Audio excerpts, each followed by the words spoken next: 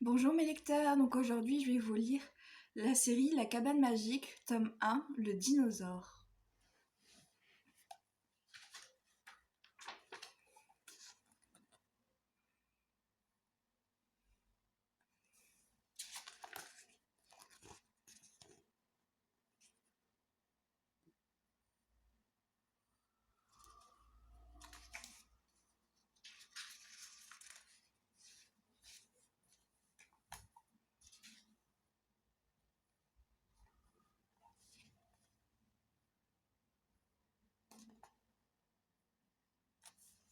L'ère des dinosaures.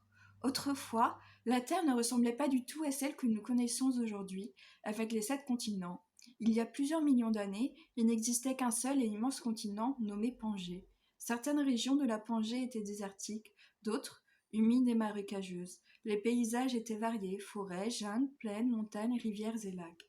Surtout, ce continent était peuplé de dinosaures, grands comme des immeubles ou aussi petits que des canards. Ces animaux marchaient sur deux pattes, bipèdes ou sur quatre, quadrupèdes. Certains possédaient des dents pointues, d'autres n'en avaient pas.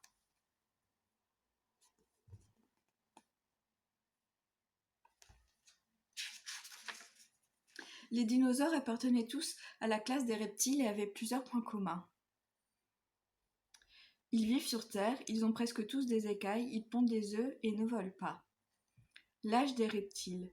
Les scientifiques pensent que le premier dinosaure est né il y a plus de 240 millions d'années et que le dernier s'est éteint il y a environ 65 millions d'années. Les dinosaures ont vécu pendant l'ère secondaire ou mésozoïque, appelée aussi âge des reptiles. Les paléontologues, les savants qui étudient les fossiles, divisent ces terres en 3 périodes, le Trias, le Jurassique, le Crétacé.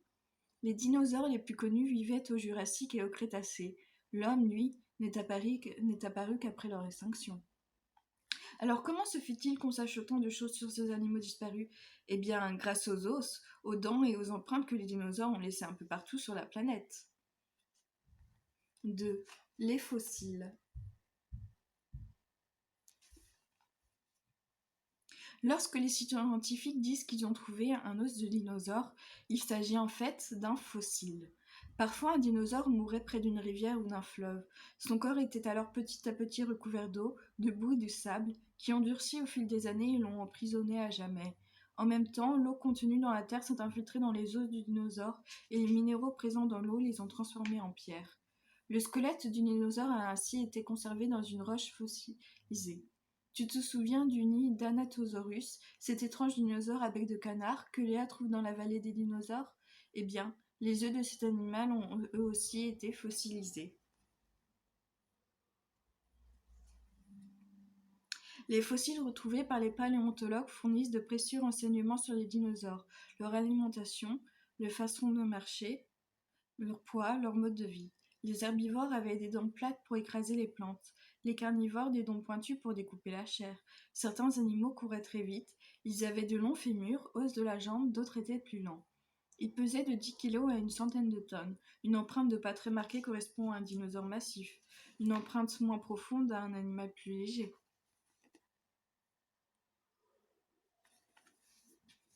Certains dinosaures se déplaçaient en troupeau ou vivaient en famille, à en juger par les nombreuses petites empreintes découvertes à côté des grosses. Les fossiles ne sont que des indices qui révèlent l'existence de ces animaux. Nous ne pouvons pas savoir exactement à quoi ils ressemblaient, comment ils vivaient, comment ils sont morts. Pour cela, nous devons aussi faire appel à notre imagination. Bébés dinosaures. Les paléontologues ont retrouvé des nids de dinosaures, et plus précisément des œufs fossilisés. Ces nids ont été creusés dans la terre ou dans le sable. Les scientifiques pensent que les dinosaures retournaient chaque année sur le même lieu de ponte. Le plus gros fossile d'œuf découvert avait les dimensions d'un ballon de football, alors que la femelle mesurait bien 12 mètres de long. Pourquoi ces animaux si impressionnants prenaient-ils des œufs si petits? En fait, si les œufs avaient été plus gros, la coquille aurait été trop épaisse et les bébés n'auraient pas pu la casser.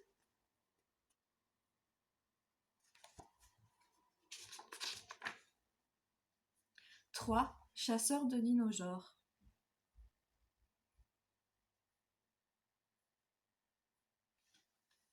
Les premiers découvreurs de fossiles ignoraient ce qu'ils avaient déterré. Les Chinois croyaient qu'il s'agissait de squelettes de dragons. Les Indiens d'Amérique du Nord s'imaginaient que c'étaient des serpents géants. D'autres pensaient que les fossiles étaient les restes de gros éléphants ou même d'humains gigantesques. Vers 1820, des Anglais, Marianne et Gideon Mantell, ont trouvé des fossiles de dents dans une forêt.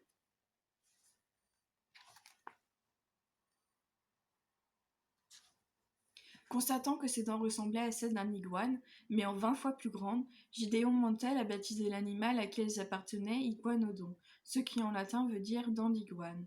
En 1824, William Buckland, un professeur anglais, a étudié la mâchoire fossilisée d'un énorme reptile qu'il a appelé Megalosaurus, gros lézard en grec.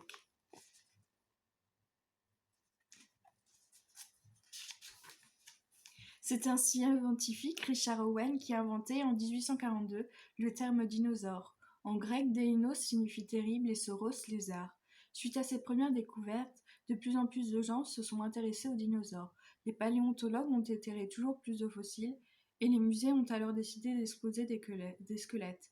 La course à l'os s'était lancée. Dis-moi comment tu t'appelles. Les scientifiques utilisent des noms latins ou grecs pour nommer les dinosaures. Certains animaux ont pris le nom de l'endroit où ils ont été trouvés. L'Alamosaurus a été découvert près d'Alamo, au Texas. D'autres ont été baptisés du nom de celui qui les a découverts. Le Marchosaurus a été déterré par Othniel Charles Marsh, le célèbre paléontologue. Et enfin, d'autres encore tirent ce nom d'une caractéristique physique particulière. Saurytosaurus signifie en grec lézard au casque.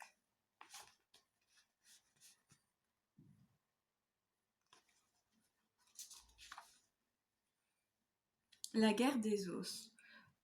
Othniel Charles Marsh et Edward Dunker Cope sont deux célèbres paléontologues américains qui cherchaient des fossiles dans les années 1870. C'était à qui on dénicherait le plus grand nombre. Ils gardaient jalousement le secret de leur trouvaille, envoyaient des espions dans le camp adverse et tentaient même de se voler les squelettes. Ces grands scientifiques se sont affrontés pendant 20 ans. À eux deux, ils ont découvert plus de 130 espèces de dinosaures. Depuis 100 ans, sur chaque continent, dans presque tous les pays, on trouve de nouveaux fossiles qui nous en apprennent un peu plus sur ces animaux disparus.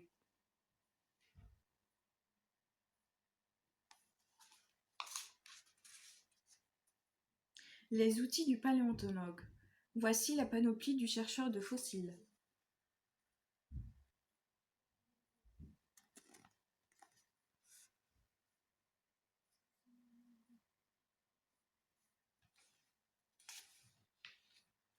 Les erreurs des scientifiques. Même les plus grands paléontologues peuvent se tromper. Voici une compilation de leurs plus belles gaffes. Faux nom.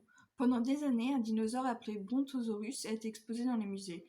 En réalité, il s'agissait d'un assemblage de deux animaux. Un paléontologue, à la fin du XIXe siècle, avait placé le crâne d'un Camarasaurus sur le squelette d'un Apatosaurus.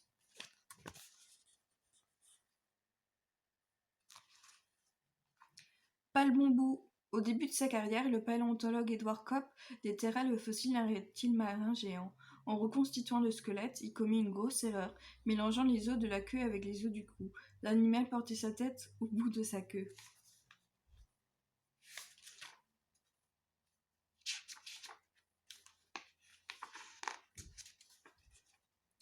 Cornes ou griffes.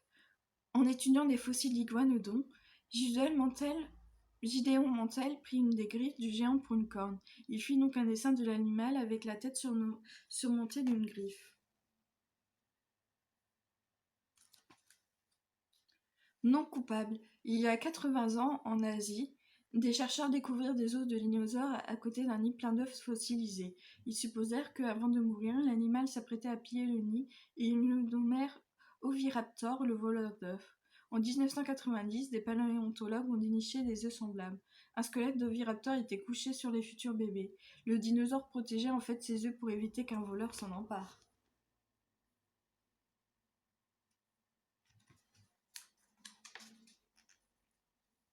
Les carnivores. En presque 200 ans, les paléontologues ont déterré des centaines d'espèces de dinosaures. Ils les ont classées en deux groupes principaux selon leur régime alimentaire.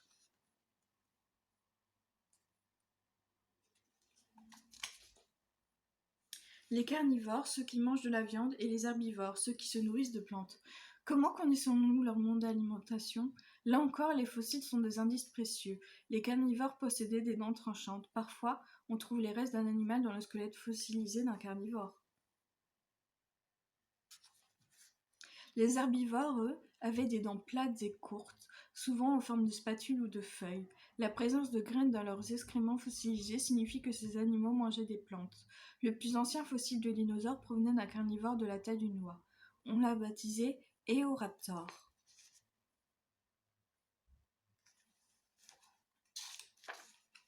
C'est-à-dire voleur de l'aube, parce qu'il vivait il y a plus de 225 millions d'années, à l'aube de l'ère mésozoïque. Il se nourrissait d'insectes et de petits lézards. Les dinosaures carnivores étaient de différentes tailles, mais ils avaient de nombreux points communs.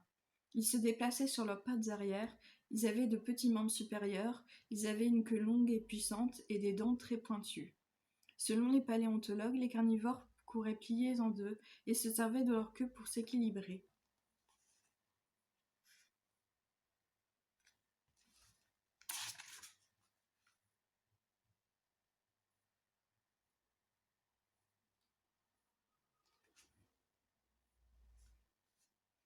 Ils ne mangeaient pas tous la même chose. Les prédateurs chassaient les animaux, les charognards se nourrissaient des cadavres, les carnivores étaient rusés, féroces et rapides. Nos carnivores préférés. Le Sahelanthropus. C'est l'un des tout premiers dinosaures. Son corps et ses pattes arrière étaient allongés, ses os, très légers, c'était un coureur rapide. Des chercheurs du Nouveau-Mexique, États-Unis, ont trouvé près d'un ranch des douzaines de squelettes du Sahelanthropus. Selon la légende, les fantômes de ces dinosaures hantent les lieux.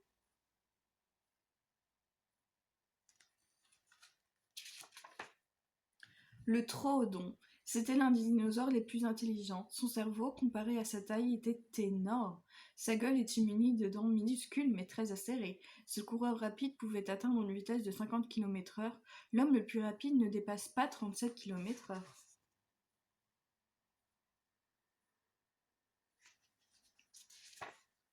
Le vélociraptor.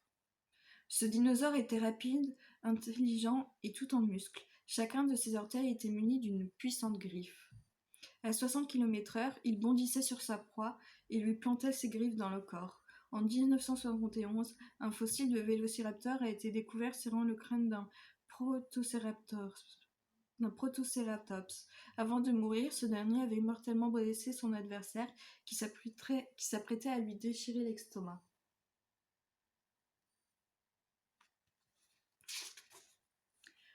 Le baryonyx. Ses énormes griffes de 31 cm, recoupées, constituaient une arme redoutable. Il s'en servait comme harpon pour empêcher les poissons. Des écailles ont été retrouvées dans son squelette. De profil, son crâne rappelle celui du crocodile, et sa gueule longue et étroite comportait 2 fois plus de dents que chez la plupart des carnivores.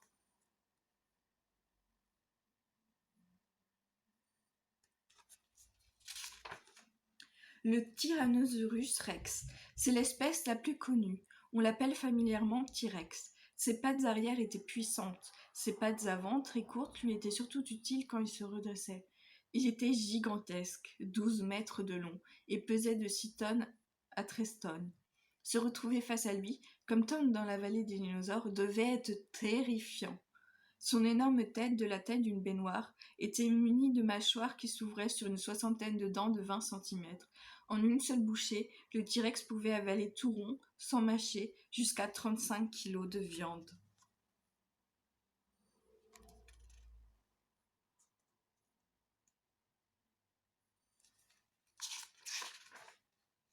Le Giganotosaurus. Un seul spécimen a été trouvé à ce jour, en 1994, en Argentine. Son crâne mesurait 2 mètres de long et ses mâchoires étaient plantées de dents de 20 cm. Ce prédateur impressionnant est, à ce jour, le plus grand des dinosaures carnivores connus, 14 mètres de long. Il a volé au Tyrannosaurus